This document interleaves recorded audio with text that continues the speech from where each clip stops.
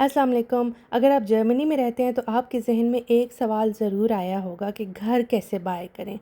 Interest rates इतने ज़्यादा हो गए हैं रिसेंट ईयर्स में, जिसकी वजह से घर लेना लोगों को मुश्किल लगने लग गया है।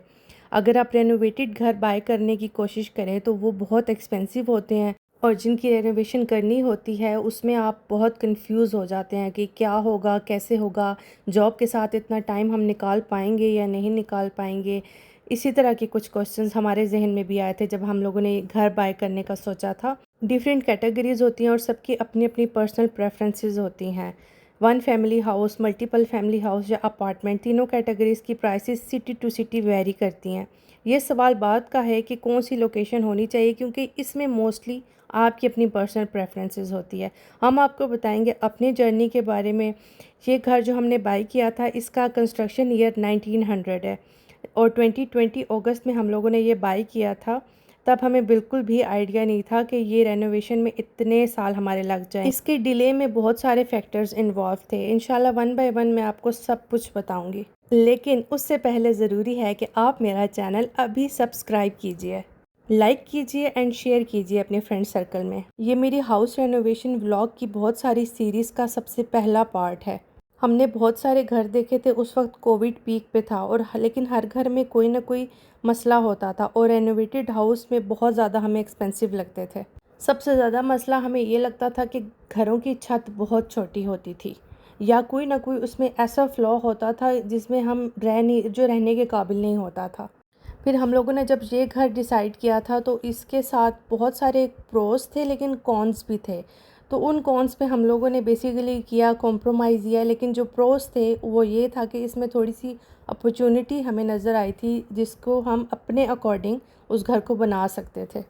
एक होती है सिंपल रेनोवेशन, जिसमें आपने बस वॉल पेंट किया, वॉलपेपर लगा दिया, या बहुत हो गया एक नया किचन ऑर्डर कर लिया। लेकिन जो ये वाला घर था इसका बहुत काम था। जब हमने प्रोसीजर स्टार्ट किया था तो शुरू में यही लगा था बस 5-6 महीने की गेम है, हम अभी शिफ्ट हुए। लेकिन हुआ कुछ इस तरह था कि हम कोई भी काम शुरू करते थे तो उस काम के अंदर से फिर आगे 10 काम और निकल आते थे, जो कि बहुत अनप्रेडिक्टेबल बात थी हमारे लिए। और हमें कुछ अरसा लगा था इस सारी बात को, इस सारी सिचुएशन को एब्जॉर्ब करने में। मिसाल के तौर पे हम लोगों ने जब फ्लोरिंग चेंज करनी थी, जब फ़र्श हम लोगों ने उसका एग्जिस्टिंग पुराना फ़र्श उखाड़ा, तो फिर हमें ये आइडिया आया कि हमने फ्लोर हीटिंग लगाना है और छत ऊंची कैसे हो सकती है।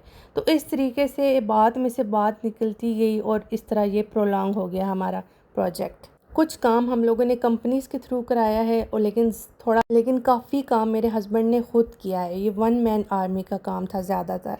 तो हम लोगों ने कुछ मेजर चेंजेस किए। 1900 में ये घर बना था, उसके बाद छोटी मोटी रेनोवेशंस होती रही थी इस घर में, लेकिन मेजर चेंजेस इस तरह के कोई भी नहीं हुए। ये अभी हुए हैं, हम लोगों ने किए हैं।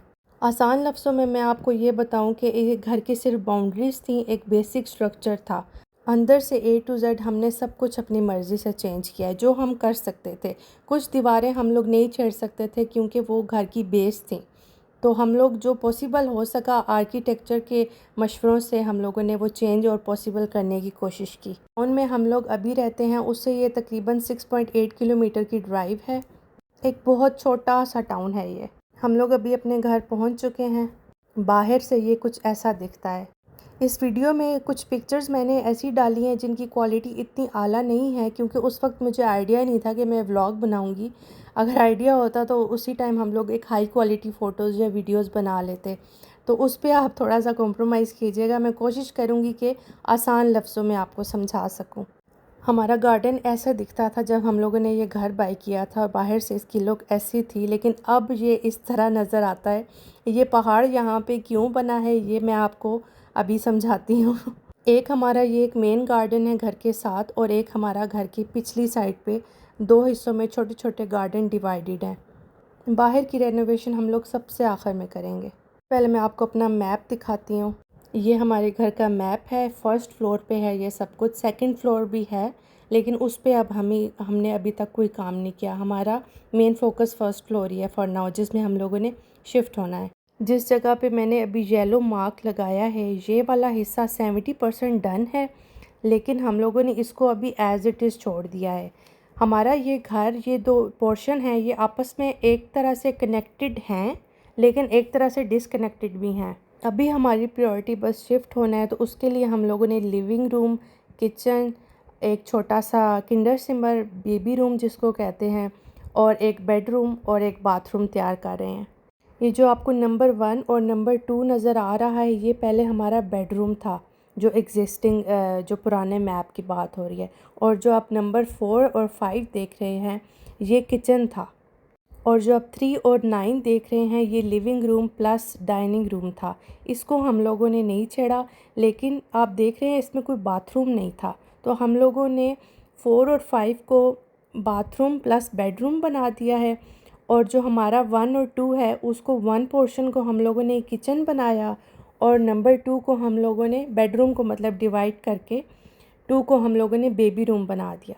क्योंकि जो पुराने मैप में किचन था, उसकी कोई लॉजिक मुझे समझ में नहीं आ रही थी, और बाथरूम भी नहीं था इस वाले पोर्शन में।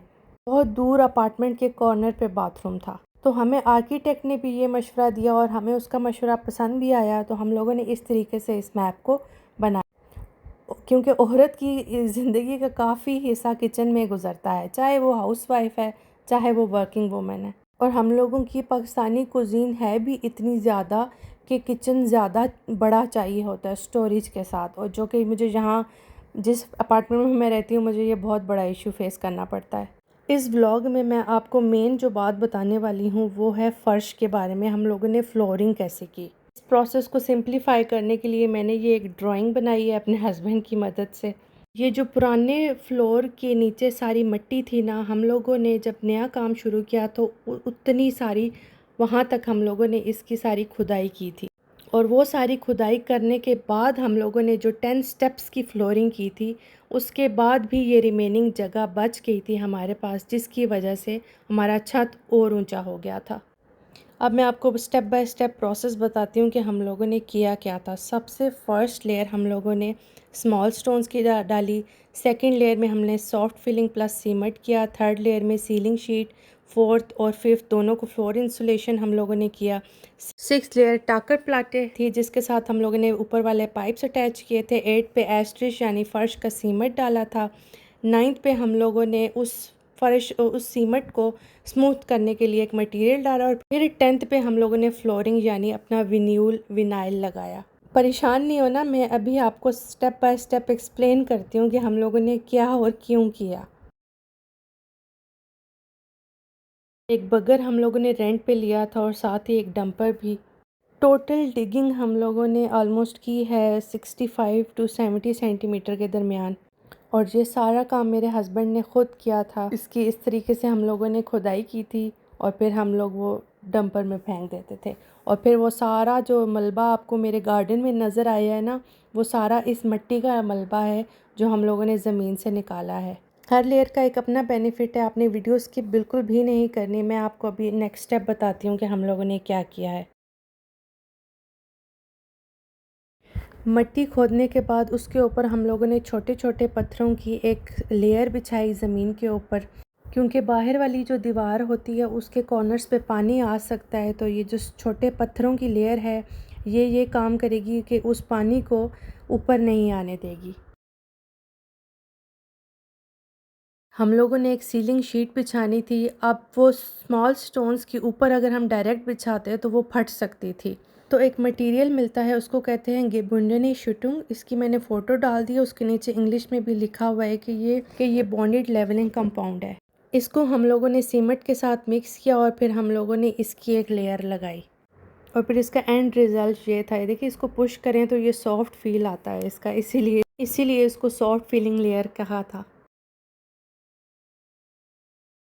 फिर हम लोगों ने उस सॉफ्ट फिलिंग के ऊपर एक सीलिंग शीट लगाई है, जो आपको ब्लैक ब्लैक कॉर्नर्स पे नज़र आ रही है। ये इसका पर्पस भी मेन यही है कि ये पानी को ऊपर नहीं आने देगी, क्योंकि घर को लाजमी हम लोगों ने हमेशा घर की ज़मीन को ड्राई रखना होता है। नेक्स्ट स्टेप था हमारा फ्लोर इंसुलेशन का। इसकी हम लोगों ने 2 लेयर्स लगाई थी, पर लेयर 5 सेंटीमीटर यानी टोटल 10 सेंटीमीटर। इसका पर्पस ये था कि ना तो ठंड ऊपर आए, और जो हीटिंग हम लोगों ने की है घर में वो नीचे ना जाए, एफिशिएंट रहे ताकि। हम लोगों का फ्लोर हीटिंग सिस्टम था, उसके पाइप्स हम लोग डायरेक्ट फ्लोर इंसुलेशन की लेयर पे नहीं अटैच कर सकते, इसलिए ये एक टाकर प्लाटे हम लोगों ने 2 सेंटीमीटर की लेयर लगाई और फिर इसी के ऊपर डायरेक्ट हम लोगों ने सीमेंट लगाया, जिसको एस्ट्रिश बोलते हैं जर्मन में। सो ये पाइप्स के ऊपर सीमेंट की ये टोटल लेयर बनी थी 6.5 सेंटीमीटर। लास्ट स्टेप हमारा था फ्लोरिंग करना, लेकिन फ्लोरिंग अगर हम डायरेक्ट सीमेंट के ऊपर करते तो वो स्मूथ, एक तो एस्ट्रिश नहीं होती, सीमेंट का जो फ़र्श होता है वो इतना स्मूथ नहीं होता। उसके ऊपर अगर हम डायरेक्ट फ्लोर लगाते तो हमारा फ्लोर कहीं ना कहीं से स्क्वीक करता। तो फिर उसके लिए हम लोगों ने एक बहुत बारीक सी लेयर लगाई, लेस दैन 1 सेंटीमीटर कह लें, ये आउस क्लैश मासे की। उसकी वजह से हमारा ये फ़र्श बिल्कुल स्मूथ आउट हो गया था। अब हम इसके ऊपर अपना डायरेक्ट विनाइल लगाएंगे। हम लोगों ने ये सारा काम क्यों किया, इतनी मेहनत क्यों की, उसकी कुछ रीज़न्स। सबसे पहली रीज़न तो ये थी कि हम लोगों ने फ्लोर हीटिंग की थी और हम लोगों ने छत ऊंचा करना था।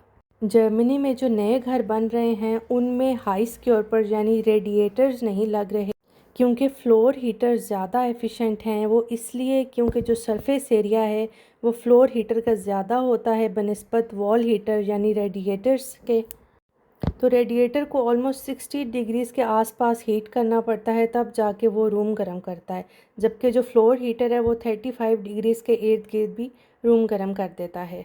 लेकिन फिर इसका एक डिसएडवांटेज ये है कि ये बहुत देर लगाता है कमरा गर्म करने में। लेकिन एक दफ़ा कमरा गर्म हो जाए तो फिर ऑफ़ भी कर दें तो कमरा देर तक फिर गर्म रहता है। और जो हम लोगों ने ये फ्लोर की इतनी लेयर्स लगाई और ये हीटिंग सिस्टम जो किया है, इसका जितना भी ख़र्चा हुआ है वो गवर्नमेंट का एक इदारा है बाफा, वो 40% हमें रिटर्न करेगी। बाफा हमें इसलिए 40% रिटर्न करेगी क्योंकि हमने बिजली के हीटिंग सिस्टम को लकड़ी के पैलेट्स पे कन्वर्ट किया है।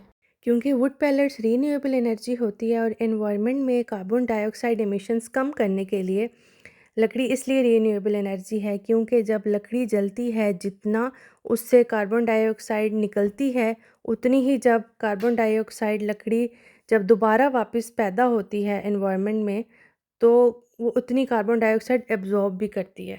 तो ये सारा प्रोसीजर था, ये सारे स्टेप्स थे जो हम लोगों ने फ्लोरिंग के लिए किए थे। मैंने बहुत कोशिश की है कि मैं आसान तरीन अल्फाज में आपको ये सारा प्रोसीजर समझा सकूं। अगर आपको फिर भी कोई क्वेश्चन है, कुछ भी आप पूछना चाहते हैं, तो let me know in the comments.